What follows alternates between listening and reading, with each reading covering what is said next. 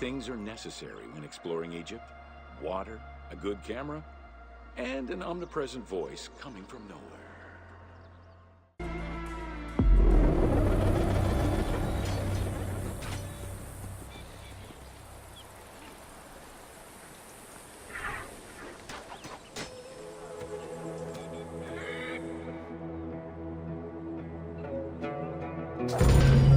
Welcome to Roman military equipment. The strength of Rome was directly dependent on its military supremacy and fundamentally militaristic society. Regular citizens, comprised mostly of farmers and herders, joined to protect their land and families. In return for their service, members of this civic army were allowed to vote.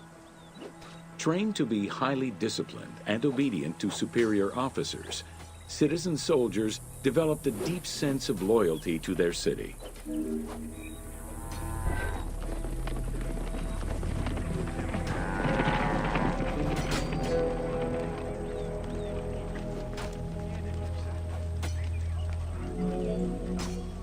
The quality of the armor of a Roman foot soldier was intrinsically linked to his social status and wealth. Chainmail was the most commonly used type of armor. Scale armor, made famous in today's media, came into use after Caesar's time. Foot soldiers carried large and oblong shields, while the cavalry used smaller ones of Greek origin. Soldiers were expected to carry their own kit, including the tools required for the construction of forts and tents.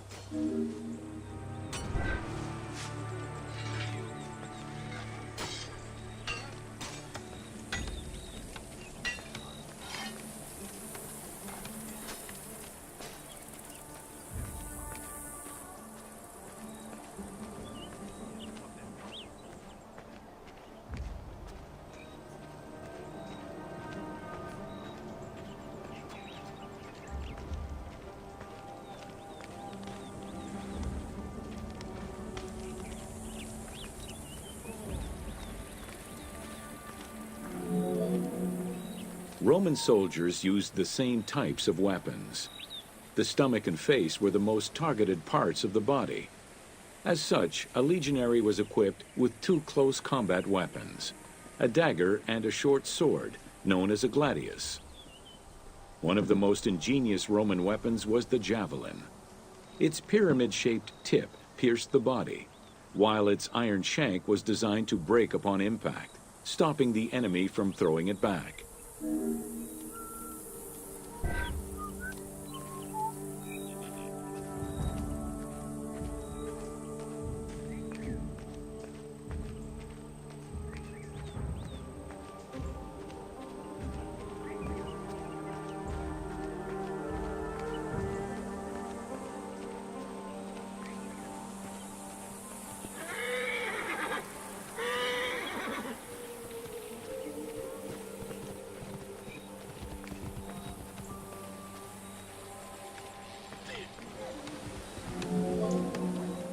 During their conquests, the Romans regularly transformed enemy technologies to add to their own formidable arsenal.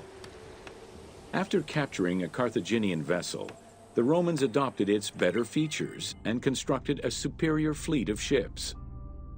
Adapting heavy artillery designs from Greek models aided the Romans in building catapults and ballistae.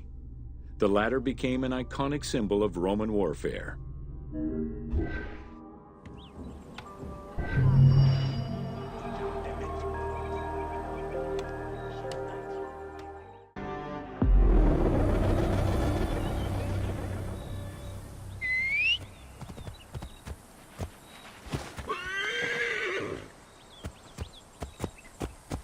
Amen. Welcome to Roman forts. The size of a Roman military camp, known as a castrum, varied significantly depending on how many soldiers it needed to accommodate.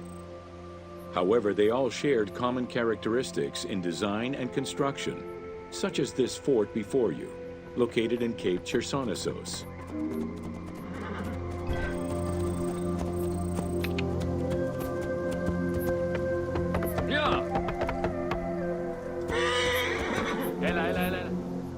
Rectangular in shape, the forts were heavily fortified by ramparts and a ditch system.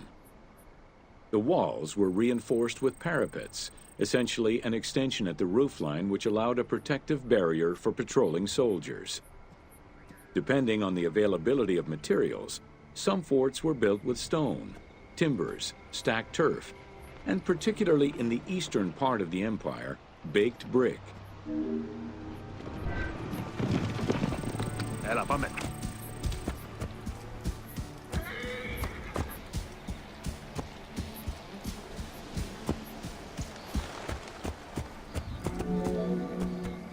Access doors on all four sides were each flanked by guard towers. The commanding officer was positioned in the middle of the camp, giving him a clear view of the troops and the main gate.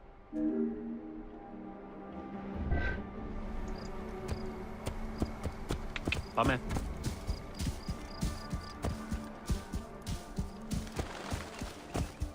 Hey.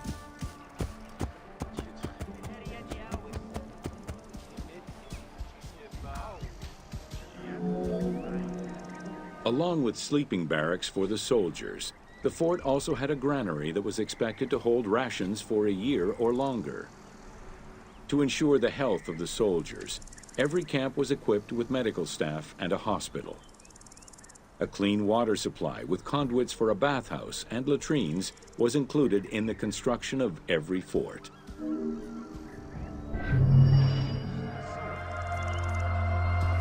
Amen.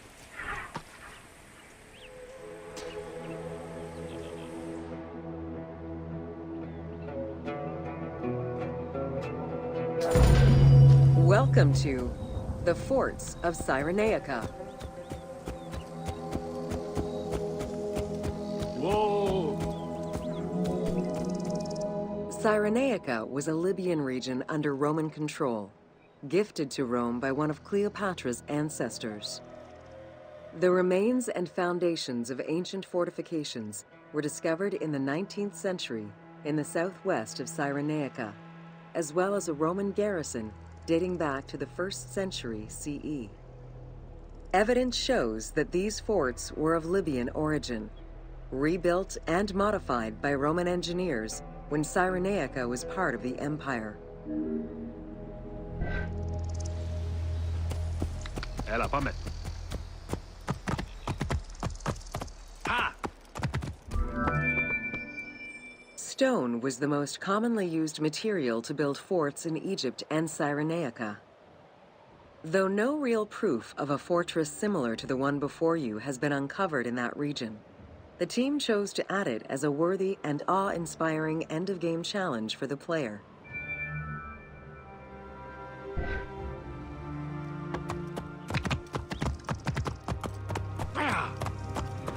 Hey.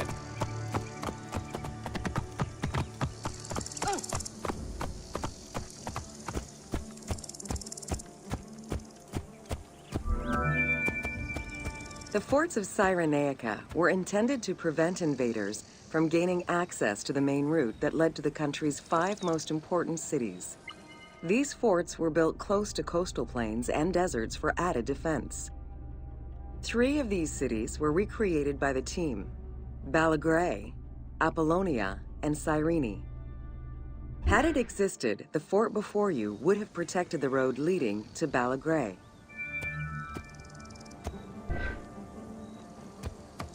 Ela, pame. Yeah.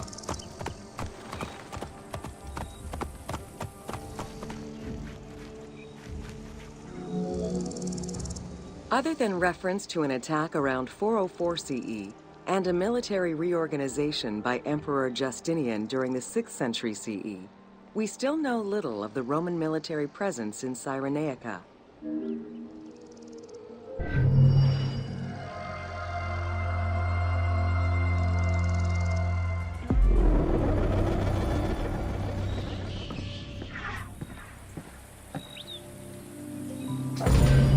Welcome to Roman Aqueducts.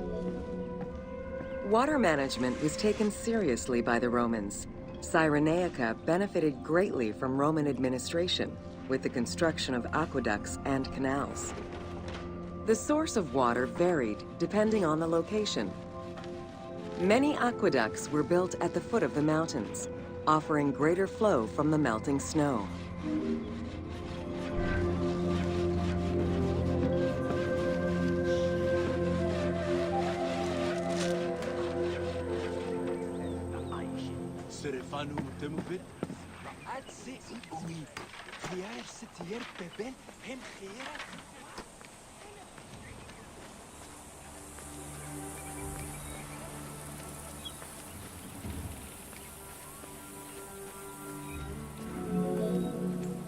The ability to transport water over a greater distance increased agricultural production. Some aqueducts were reported to be over 7 kilometers in length. Where the Greeks of Libya originally focused mainly on olive trees and figs, which required less water, the advent of Roman aqueducts allowed for a far greater crop diversity. Every farm's water use was carefully scheduled.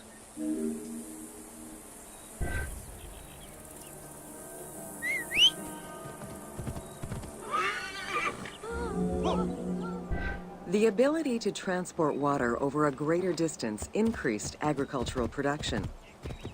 Some aqueducts were reported to be over 7 kilometers in length. Where the Greeks of Libya originally focused mainly on olive trees and figs, which required less water, the advent of Roman aqueducts allowed for a far greater crop diversity. Every farm's water... The engineering methods used to create aqueducts were constantly reviewed, with a clear focus on exploiting the local environment. Materials, water usage, cleaning regulations, and a deep understanding of how to exploit gravity itself were all important concerns. Several fortresses were built to protect the aqueducts, basins, and cisterns. Ha!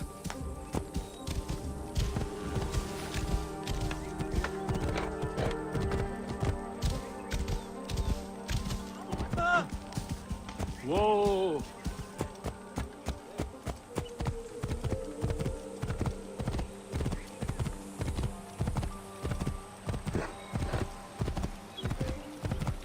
Ela. Additional water was collected with wells and cisterns, but aqueducts were the main supply of fresh water. The water was distributed based on the collective needs of the city before the private needs of an individual.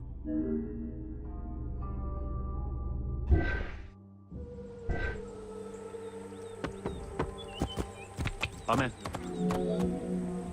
Almost all aqueducts ended in a fountain where the water circulated to clean the streets and supply bathhouses and latrines, thus improving the cleanliness of Cyrenaica's cities.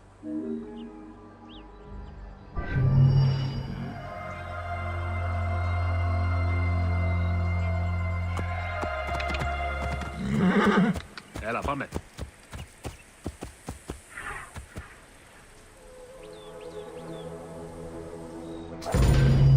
Welcome to Crucifixion.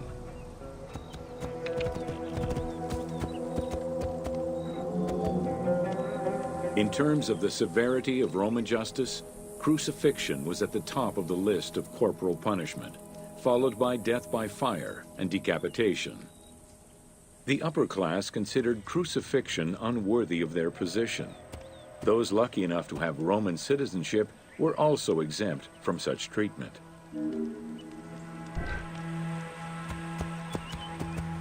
Amen. Whoa! Easily accessible, crucifixions were popular entertainment among the citizenry. Unlike throwing victims to wild animals, which required an arena, crucifixions did not require any particular setting.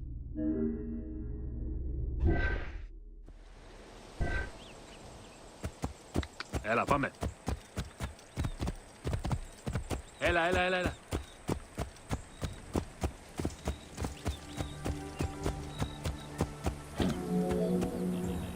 Those subjected to crucifixion were almost always slaves, traitors, and lower-class citizens. Roman deserters were crucified because the betrayal of the soldiers was perceived as endangering the lives of Roman citizens.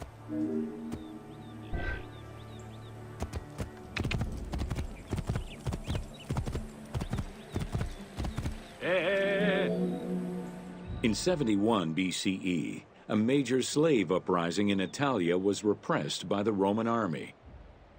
This resulted in the crucifixion of 6,000 men, including their leader, a slave and former gladiator known as Spartacus.